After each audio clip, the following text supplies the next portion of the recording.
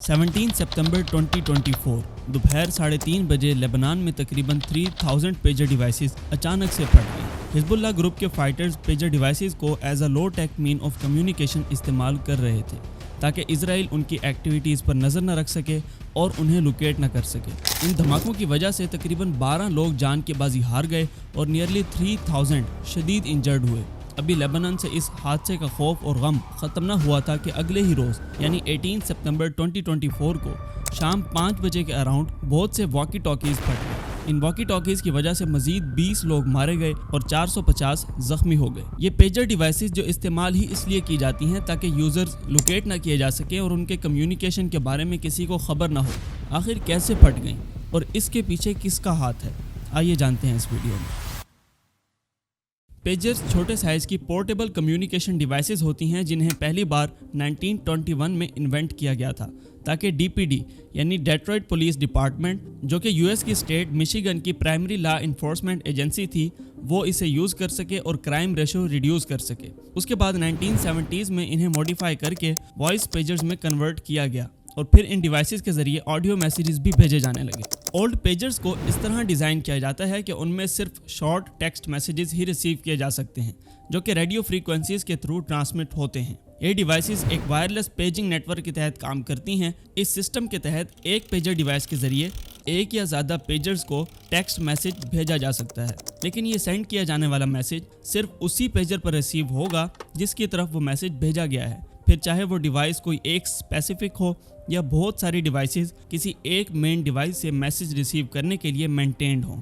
इस paging network में transmitters एक स्पेसिफिक फ्रीक्वेंसी पर सिग्नल्स को ब्रॉडकास्ट करते हैं। वो पेजर्स जो उस ट्रांसमीटर की रेंज में होते हैं वही इन सिग्नल्स को रिसीव कर सकते हैं। हिजबुल्लाह के फाइटर्स को कुछ ही मंथ्स पहले ग्रुप लीडर हसन नसरुल्लाह की तरफ से ये ऑर्डर दिया गया था कि वो अपने मोबाइल फ़ोन्स यूज़ करना छोड़ दें, क्योंकि मोबाइल फ़ोन यूज़ करने में उनके दुश्मन इजराइल की तरफ से इस बात का ज़्यादा ख़तरा है कि वो फाइटर्स की लोकेशन ट्रेस कर सके और उन्हें नुकसान पहुंचा सके, जो कि एक लो टेक मीन ऑफ कम्युनिकेशन है, ताकि वो इजराइल की नोटोरियस इंटेलिजेंस एजेंसी मोसाद की जानिब से लोकेट ना हो सकें और अपनी एक्टिविटीज़ को पुरसुकून होकर बगैर किसी खतरे के अंजाम दें। लेकिन 17 सितंबर 2024 में दोपहर 3 बजे के अराउंड तकरीबन 3000 पेजर डिवाइसेस सिर्फ एक मैसेज के रिसीव होने पर फट पड़ी। इन धमाकों के नतीजे में तकरीबन 3000 लोग शदीद इंजर्ड हुए और 12 लोग जान की बाजी हार गए। पूरे मुल्क में एमरजेंसी की सिचुएशन क्रिएट हो गई और हर तरफ खौफ सा छा गया।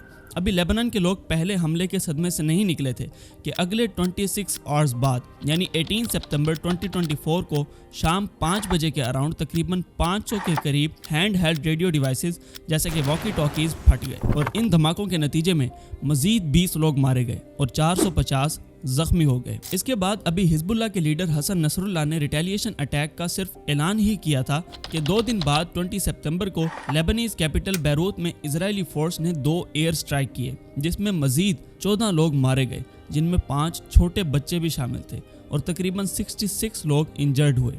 और इस अटैक में हिजबुल्लाह के स्पेशल यूनिट रदवान के कमांडर इब्राहिम अकील भी शहीद हो गए। हिजबुल्लाह ने इन तमाम हमलों का इल्ज़ाम अपने सबसे बड़े करीबी दुश्मन इजराइल पर लगाया है और पेजर अटैक्स का जिम्मेदार स्पेशली इजराइल की बदनामे ज़माना इंटेलिजेंस एजेंसी मोसाद को ठहराया है, जबकि दूसरी तरफ इजराइल ने पेजर अटैक को ना ही डिनाई किया है और ना ही इसकी जिम्मेदारी कबूल की है। लेकिन एयर स्ट्राइक्स के बाद इजराइल के डिफेंस मिनिस्टर ने एक्स पर एक पोस्ट की जिससे ये क्लियर हो गया कि सारे अटैक्स उसी न्यू फेज एक्शन का हिस्सा हैं जिनका जिक्र उसने अपनी पोस्ट में किया है। सवाल ये उठता है कि आखिर इतनी ओल्ड और किसी हद तक एजेंसी से महफूज समझे जाने वाली पेजर डिवाइसेस इतने जोरदार धमाकों के साथ कैसे फट गई। एक्सप्लोडेड पेजर्स के फ्रैगमेंट्स को देखा गया तो मालूम हुआ कि ये पेजर्स का रगिड AR924 मॉडल है और ये एक Taiwan based company gold Apollo का तैयार करदा है। जब इस कंपनी से इन एक्सप्लोजन्स के बारे में इन्वेस्टिगेशन की गई तो उन्होंने उसकी मैन्युफैक्चरिंग से इनकार कर दिया और ये स्टेटमेंट दी कि ये पेजर डिवाइसेस एक हंगेरियन बेस्ड कंपनी BAC के तैयार करदा हैं, जिससे गोल्ड अपोलो ने एग्रीमेंट किया हुआ है और उस कंपनी को अपना ब्रांड नेम यूज़ करने की परमिशन दे रखी है। दरअसल 2024 के स्टार्ट में हिजबुल्लाह के पास 5000 पेजर डिवाइसेस पहुंची थी जो उन्होंने कुछ अरसा पहले ही ऑर्डर की थी और ज़्यादातर डिवाइसेस हिजबुल्लाह के अपने फाइटर्स ही यूज़ कर रहे थे। गोल्ड अपोलो के CEO ने इन फटने वाले पेजर्स की मैन्युफैक्चरिंग से तो इनकार किया है, लेकिन एक खदशा भी जाहिर किया है। उन्होंने बताया है कि BAC नामी हंगरी बेस्ड कंपनी उनके साथ अगरचे 3 साल से काम कर रही है لیکن اس کا پیمنٹ کرنے کا کچھ الگ طریقہ ہے۔ ان کی پیمنٹس ہنگری سے آنے کی بجائے مڈل ایسٹ سے تائیوان آتی ہیں۔ نیوز ایجنسیز نے ہنگری میں اس کمپنی کی رجسٹرڈ پلیس کو بھی وزٹ کیا اور اس کے حوالے سے مزید انویسٹیگیشنز بھی کی، لیکن کچھ خاص انفارمیشن حاصل نہیں ہو سکی۔ ایسا لگتا ہے کہ یہ کمپنی صرف اسی لیے بنائی گئی تھی تاکہ الیکٹرانک ڈیوائسز کی پروڈکشن کی آڑ میں انلیگل ایکٹیویٹیز پرفارم کی جائیں۔ اس کمپنی کی سی ای او کرسچین بارسنی سے NBC نیوز نے ٹیلی فونک کانٹیکٹ کیا، جس میں اس نے بتایا کہ اس کی کمپنی گولڈ اپولو کے ساتھ کام ضرور کرتی ہے، لیکن میں اس کمپنی کی سی ای او نہیں بلکہ ایز اے بروکر کام کرتی ہوں۔ اس کے ساتھ ہنگیرین گورنمنٹ نے بھی اپنی الگ ہی سٹیٹمنٹ دی ہے اور کہا ہے کہ BAC نامی کمپنی کی کوئی برانچ ہنگری میں ایگزسٹ ہی نہیں کرتی۔ اس کمپنی کے معاملے نے اس پیجر ایکسپلوژن کے مینوفیکچرنگ کو ایک مسٹری بنا کر رکھ دیا ہے۔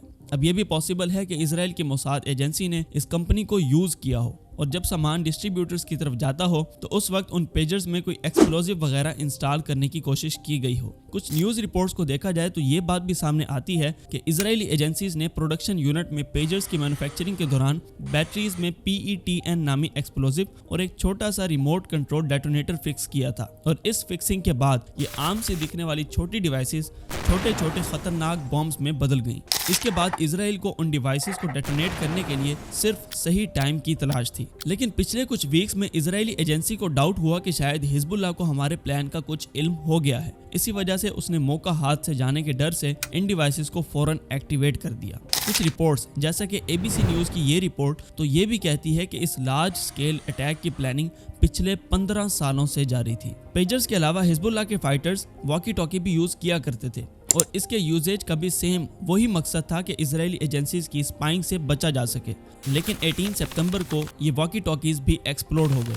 ان واکی ٹاکیز پر جاپانیز کمپنی آئیکام کا نام لکھا ہوا تھا، لیکن اس کمپنی نے اس معاملے سے لا تعلقی کا اظہار کیا اور ایون کہ یہ بھی کہا کہ ان ICV82 ماڈلز کی پروڈکشن 10 سال پہلے ہی بند کر دی گئی تھی اور تب سے اب تک ہماری کمپنی کی طرف سے اس پروڈکٹ کی کوئی ایک شپمنٹ بھی نہیں ہوئی۔ اب یہاں جو خطرے والی بات ہے وہ یہ ہے کہ کیا ہماری الیکٹرانک ڈیوائسز سیف ہیں یا ان کو ایکسپلوڈ کرنا بھی کسی اینیمی کے لیے اتنا ہی ایزی ہے؟ اس کا جواب اگر ورلڈ لیول پر دیکھا جائے تو یہی ہے کہ ورلڈ وار 2 کے بعد دنیا میں الیکٹرانک ڈیوائسز سے ریلیٹڈ جو ترقی ہوئی ہے اس کا ایک رخ تو انسانیت کے لیے آسانی اور ڈیولپمنٹ کو شو کرتا ہے، لیکن پاسبل ہے کہ ایک دوسرا رخ بھی ہو، اور وہ یہ کہ پوری دنیا کو چند بڑی ٹیک کمپنیز اور انہیں ڈائریکٹلی یا انڈائریکٹلی اون کرنے والے countries like USA electronic devices sell کر کے ایک ایسا سلیو بنا دیں جس کے پاؤں کی بیڑیاں نظر ہی نہیں آتی، اور وہ ایک ایسے خطرے سے چاروں طرف سے گھرا ہوا ہو جو اسے 2 منٹ میں تباہ کرنے کی صلاحیت رکھتا ہو۔ بہرحال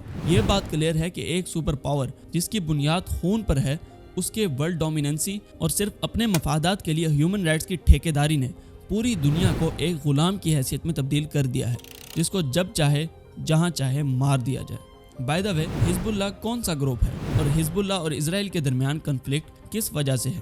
اسرائیل نے حزب اللہ پر کون کون سے مظالم ڈھائے ہیں؟ اس پر ہم بہت جلد ایک ڈیٹیل ویڈیو اپلوڈ کریں گے۔ ملتے ہیں نیکسٹ ویڈیو میں۔ اللہ حافظ۔